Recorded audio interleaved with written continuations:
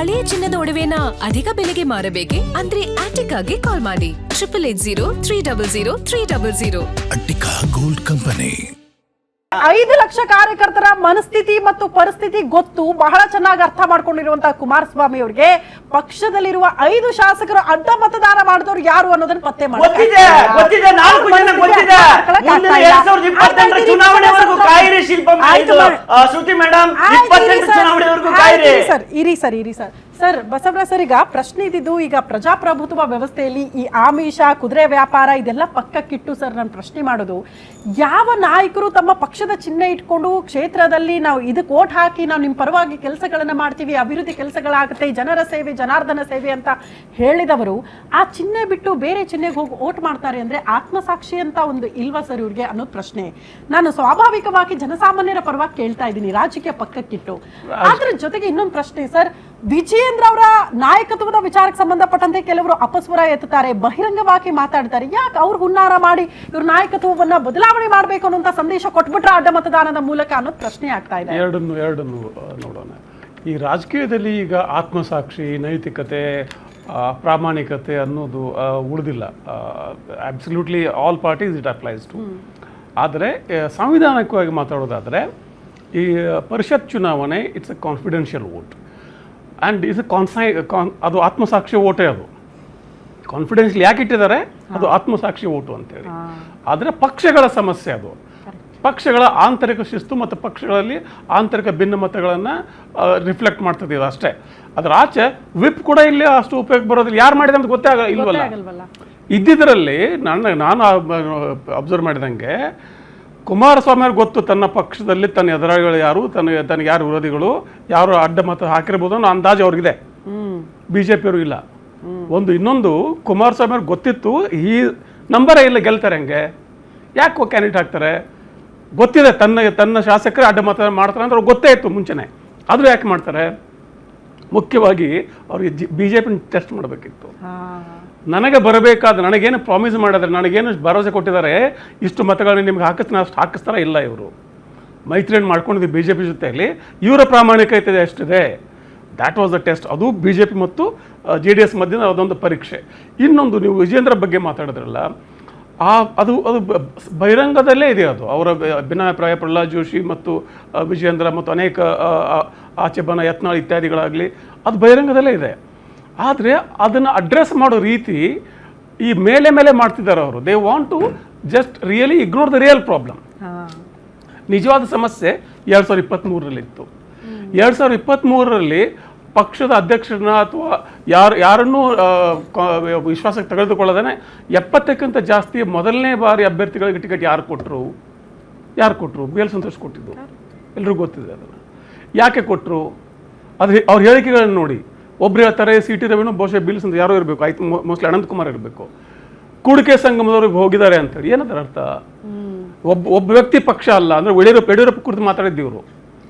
ಒಬ್ಬ ವ್ಯಕ್ತಿ ಪಕ್ಷ ಅಲ್ಲ, ಲಿಂಗಾಯತ ಬೇಕಾ, ಈ ಥರ ಮಾತಾಡೋದ್ರಲ್ಲ.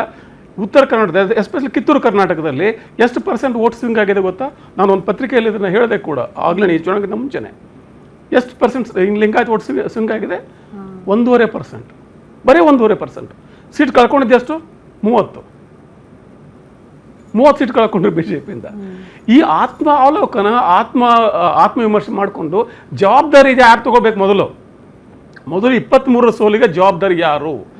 ಈಗ ಗೆದ್ರೆ ನಾನು ಗೆದ್ದೆ, ಸೋತ್ರೆ ಪಕ್ಷದ ಅಧ್ಯಕ್ಷರು ಅಂದರೆ ಪಕ್ಷದ ಅಧ್ಯಕ್ಷರ ಮಾತು ಕೇಳ್ಕೊಟ್ಟಿಲ್ಲ ಟಿಕೆಟ್. ನೀವು ಪಕ್ಷದ ಅಧ್ಯಕ್ಷರ ಮಾತು ಕೇಳ್ಕೊಟ್ಟೇ ಇಲ್ಲ ಟಿಕೆಟ್ಗಳನ್ನ ನೀವು. ಹೀಗಿರುವಾಗ ಅಲ್ಲಿ ಆ ಒಂದು ವ್ಯತ್ಯಾಸ ಇದೆ. ಅದೇ ಒಂದು ಕಾರಣಕ್ಕೆ ಕುಮಾರಸ್ವಾಮಿ ಅವರು ಪ್ರಜಾವಾಣಿಯಲ್ಲಿ ಲೇಖನ ಬರೀತಾರೆ, ಪೇಶ್ವೆಗಳ ಬಗ್ಗೆ, ಪ್ರಹ್ಲಾದ್ ಜೋಶಿ ಇತ್ಯಾದಿಗಳ ಬಗ್ಗೆ ಲೇಖನ ಬರೀತಾರೆ, ಅಲ್ಲಿ ಹೇಗೆ ವ್ಯವಸ್ಥೆ ಇದೆ ಅಂತೇಳಿ. ಅದೆಲ್ಲದ ಮೀರಿ ಒಂದು ಸಾಂದರ್ಭಿಕವಾಗಿ ಅವರು ಒಪ್ಪಂದ ಮಾಡಿಕೊಂಡ್ರು, ಒಂದು ಹೊಂದಾಣಿಕೆ ಮಾಡ್ಕೊಂಡು ಅದು ಬೇರೆ. ಆದರೆ ಪ್ರಹ್ಲಾದ್ ಜೋಶಿ ಯಾರು? His face of BL Santosh.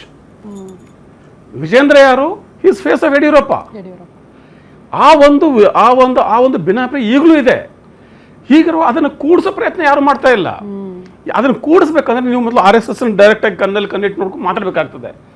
ನೀವು ಪ್ರಚಾರ ಮಾಡೋಕ್ಕೆ ಈ ಮಾತ್ರ ಕರೆಕ್ಟು, ನೀವು ರಾಜಕೀಯಕ್ಕೆ ಬರಬಾರ್ದು ಅಂತೇಳಿ. ನೀವು ಬಹಿರಂಗವಾಗಿ ರಾಜಕೀಯಕ್ಕೆ ಬಂದು ಹಿಂಗಾಗುತ್ತೆ.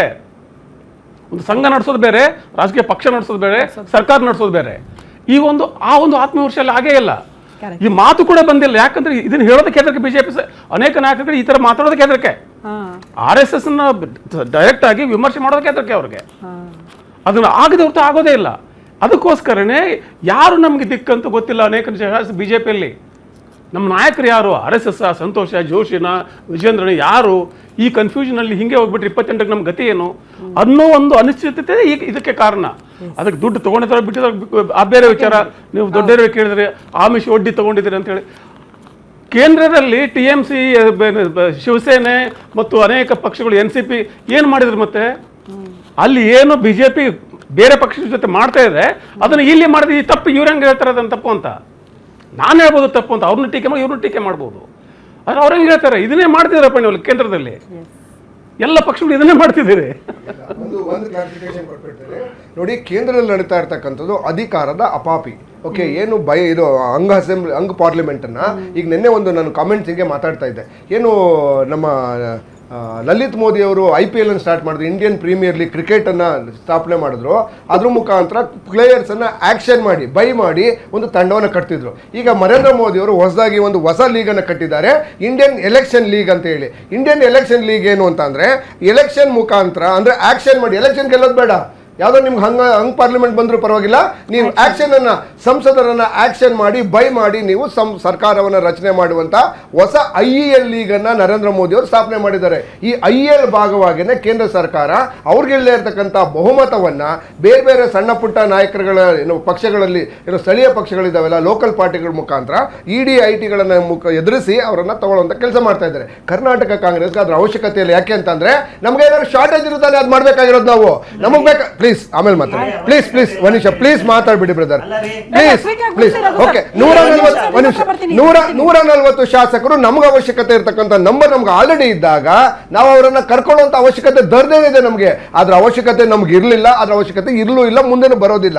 ಓಕೆ, ಸೊ ಈಗೇನು ಅಪವಾದಗಳನ್ನು ಹೇಳ್ತಾ ಇದ್ದಾರೆ, ಕೇಂದ್ರ ಮಾಡ್ತಾ ಇರ್ತಕ್ಕಂಥ ತಪ್ಪು, 100% ತಪ್ಪು. ಅದ್ರ ರಾಜ್ಯ ಸರ್ಕಾರ ನಾವು ಅದನ್ನ ಮಾಡಿಲ್ಲ, ನಮ್ಗೆ ಅವಶ್ಯಕತೆ ಇಲ್ಲ. ಬಟ್ BJP ಮತ್ತೆ JDS ಅಲ್ಲಿ ಇರ್ತಕ್ಕಂಥ ಆಂತರಿಕ ಒಳ ಜಗಳ ಮತ್ತೆ ನಾಯಕತ್ವದ ಬಗ್ಗೆ ಇರ್ತಕ್ಕಂಥ ಅಸಮಾಧಾನದ ಪರವಾಗಿ ಬೇಸರವಾಗಿ ಅವರು ಆತ್ಮಸಾಕ್ಷಿ ಮಾತು ಹಾಕಿದ್ದಾರೆ ಅಂತ ಹೇಳಿ ನಾನು ಆಗ್ಲೇ ಹೇಳಿದ್ದೇನೆ. ಇನ್ನೊಂದು ಹೇಳ್ತೇನೆ, ಯಾಕೆ ನಾವು ಆಲ್ರೆಡಿ ಚರ್ಚೆಯನ್ನು ಕೂಡ ಮಾಡಿದ್ದೇವೆ.